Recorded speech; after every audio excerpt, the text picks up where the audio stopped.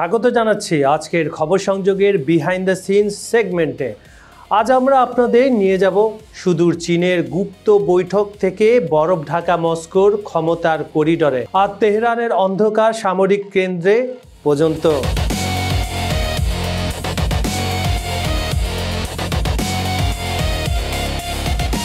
খুঁজে দেখব এই তিন দেশ রাশিয়া, চীন আর ইরান কখনো কি সত্যি কোনো সামরিক জোট গঠন করতে পারবে, আর যদি পারে তাহলে সেই জোটের ভূমিকম্পে পৃথিবীর মানচিত্র কেমন কাঁপবে।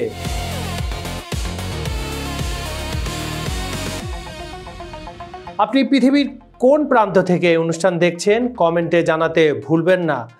আর হ্যাঁ, একটা অনুরোধ, ভিডিওটা শেষ পর্যন্ত দেখে লাইক কমেন্ট করে সঙ্গে থাকুন, কারণ এ শুধু খবর নয়, এ এমন এক গল্প যেখানে পশ্চিমারা কখনোই চায় না ক্ষমতার ভাগাভাগি হোক।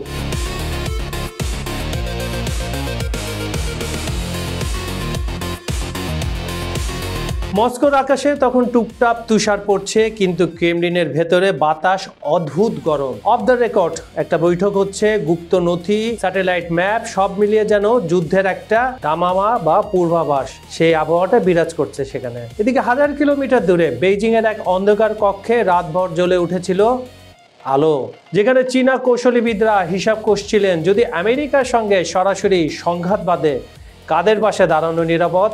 আর ঠিক তখনই তেহরানের গোপন সামরিক ঘাঁটিতে গর্জে উঠছিল রাডার, ডেটা লিঙ্ক, সাইবার ইউনিটের নীল আলো।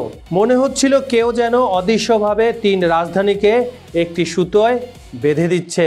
আপনারা প্রস্তুত তো? কারণ সামনে আমরা বিশ্লেষণ করব কেন রাশিয়া চায় চীনকে পাশে, কেন চীন চায় ইরানকে ব্যবহার করতে, এবং কেন ইরান চায় রাশিয়ার পরমাণু ছায়া। আর সবচেয়ে বড় প্রশ্ন, এই তিন দেশকে এক হওয়ার পথে সবচেয়ে বড় বাধা কি? চলুন শুরু করা যাক এক ভয়ঙ্কর সম্ভাবনার গল্প, রাশিয়া, চীন, ইরান সামরিক জোট। এ কি সত্যি জন্ম নিতে চলেছে, নাকি শুধু অদৃশ্য কৌশলের খেলার ধোঁয়াশা? আজকের পৃথিবীর দুইটি ফোর্স বড় হয়ে উঠছে, যুক্তরাষ্ট্র ন্যাটো ব্লক, আরেকটি হচ্ছে বিরোধী শক্তির নীলা কিন্তু দ্রুত ঘনিষ্ঠ হওয়া ত্রয়ী রাশিয়া, চীন, ইরান। কিন্তু তারা কি সত্যি মিলিটারি অ্যালায়েন্স হচ্ছে, নাকি শুধু সময় মতো একে অপরকে ব্যবহার করছে, সেটাও ভেবে দেখা দরকার। এই প্রশ্নের উত্তর জানতে আমাদের দেখতে হবে তিন দেশের লক্ষ্য, ভয় এবং প্রয়োজন। ইউক্রেন যুদ্ধ রাশিয়াকে একা করে ফেলেছে, ইউরোপের দরজা বন্ধ, ন্যাটো ঘিরে ফেলছে, অর্থনীতি নিষেধাজ্ঞায় দেশটি মোটামুটি অর্থনীতি কেঁপে উঠছে। এই মুহূর্তে রাশিয়ার দরকার নতুন বাজার, নতুন অস্ত্র প্রযুক্তির সহযোগিতা এবং সবচেয়ে গুরুত্বপূর্ণ রাজনৈতিক সমর্থক চীন ও ইরান। দুইজনই রাশিয়ার জন্য নিখুঁত সঙ্গী হতে পারে।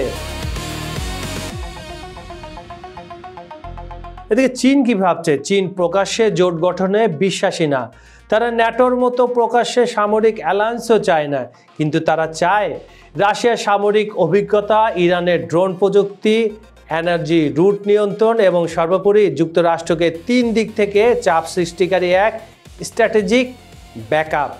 মানে তারা ব্যাকআপ চাচ্ছে, নট জোট। চীন সবসময় হিসাবই, তারা কখনো প্রথমে আঘাত করে না, কিন্তু প্রস্তুতি নেয় খুব নিখুঁতভাবে। এদিকে ইরান চায় মধ্যপ্রাচ্যের একটি দেশ ও সৌদি আরবের বিরুদ্ধে নিরাপত্তার ছাতা, শত্রুদের উপর স্ট্র্যাটেজিক ডিটারেন্স, প্রযুক্তি বিনিময়, বিশ্বমঞ্চে বৈধতা। ইরান ইতিমধ্যে রাশিয়াকে দিয়েছে শাহেদ ড্রোন, মিসাইল টেকনোলজি, মধ্যপ্রাচ্যের ডিপ্লোম্যাটিক কভার, আর রাশিয়া দিয়েছে, ইরানকে কি দিয়েছে? স্যাটেলাইট টেক, বিমান প্রতিরক্ষা, কূটনীতির ছাতা। এদিকে চীন ইরানকে দিয়েছে 25 বছরের স্ট্র্যাটেজিক চুক্তি, জ্বালানির বিশাল বাজার, অবকাঠামো বিনিয়োগ। এখানেই আসে গল্পের সবচেয়ে বড় উত্তেজনাপূর্ণ অংশ। নাম্বার 1, যৌথ নৌ অভিযান, Russia, China, Iran naval drills. Bharat মহাসাগর, ওমান উপসাগর, এরা ইতিমধ্যে একসাথে মহড়া দিয়েছে। এটা শুধু বার্তা নয়, এটা একটি অক্ষর তৈরি। নাম্বার 2, সামরিক প্রযুক্তি বিনিময়, ইরানের ড্রোন যাচ্ছে মস্কোতে, রাশিয়ার প্রতিরক্ষা যন্ত্রাংশ যাচ্ছে তেহরানে। চীন 3 দেশের সার্ভেইলেন্স নেটওয়ার্কের মস্তিষ্ক হিসেবে যুক্ত হয়েছে। নাম্বার 3, অর্থনৈতিক অ্যালায়েন্স। রাশিয়া, চীন, ইরান ডলার বাদ দিয়ে নিজেদের মুদ্রায় ব্যবসা করছে। এটা সামরিক জোটের আগের ধাপ, অর্থনৈতিক শৃঙ্খলা তৈরি। Number 4, intelligence sharing. গোপন তথ্য আদান প্রদান বাড়ছে এই 3 দেশের মধ্যে, বিশেষ করে সাইবার ও স্যাটেলাইট ডেটা। এটা ন্যাটো স্টাইল অ্যালায়েন্স নয়, তারা এখনো একে অপরকে চুক্তিগত নিরাপত্তা প্রতিশ্রুতি দেয়নি। Attack on one is attack on all, এমন প্রতিজ্ঞা মানে ন্যাটোর যে আর্টিকেল 5 এখানে সেটা নাই। কিন্তু এরা একটি নতুন ধরনের ব্লক, ফ্লেক্সিবল স্ট্র্যাটেজিক এক্সারসাইজ। যুদ্ধ লাগলে চীন সরাসরি নাও নামতে পারে, কিন্তু ব্যাক হ্যান্ড সাপোর্ট, প্রযুক্তি, অর্থনীতি সব দেবে এবং ইতিমধ্যে দিচ্ছে। ইতিমধ্যে তারা কাকে দিয়েছে? রাশিয়াকে দিয়েছে এবং ইরানকেও দিয়েছিল। ইরান যে মধ্যপ্রাচ্যের একটি দেশের সাথে সংঘর্ষে বেঁধেছিল, সেখানে কিন্তু চীনের প্রচুর প্রযুক্তি ব্যবহৃত হয়েছে। এদিকে রাশিয়া ফ্রন্টলাইনে থাকবে, Iran drone, missile, proxy network দিয়ে আগুন জ্বালাবে। এটা হলো শব্দহীন অ্যালায়েন্স, চুক্তিহীন জোট, কিন্তু কার্যকারিতা বাস্তব যুদ্ধের মতোই শক্তিশালী। ইউক্রেনে রাশিয়ার দ্বিতীয় ফেজে আগ্রাসী হয়ে উঠল, তাইওয়ান নিয়ে উত্তেজনা বাড়ালো, মধ্যপ্রাচ্যে ইসরায়েল ইরান সংঘাত ছড়িয়ে পড়ল।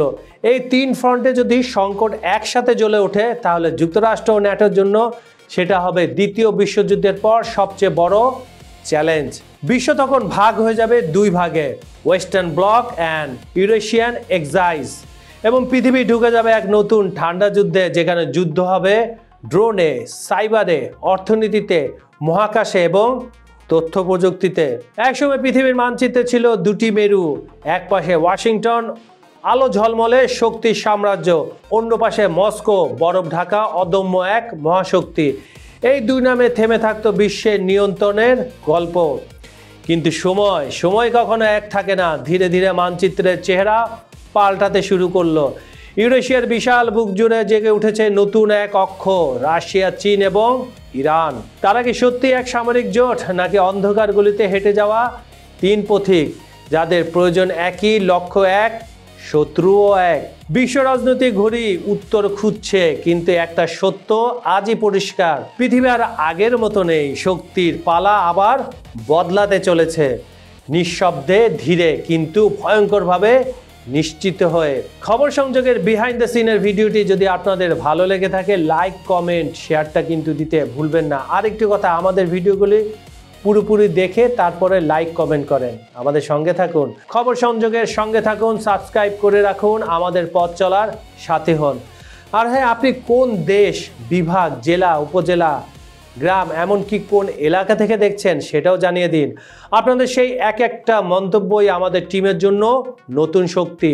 আজ এই পর্যন্ত। আমি কাজল হায়দার বিদায় নিচ্ছি। প্রতিশ্রুতি থাকলো, কাল একই সময় আবার ফিরবো নতুন টপিক, গভীর বিশ্লেষণ আর আরো বড় দৃষ্টিভঙ্গি নিয়ে। ভালো থাকুন, নিরাপদে থাকুন। ধন্যবাদ সবাইকে।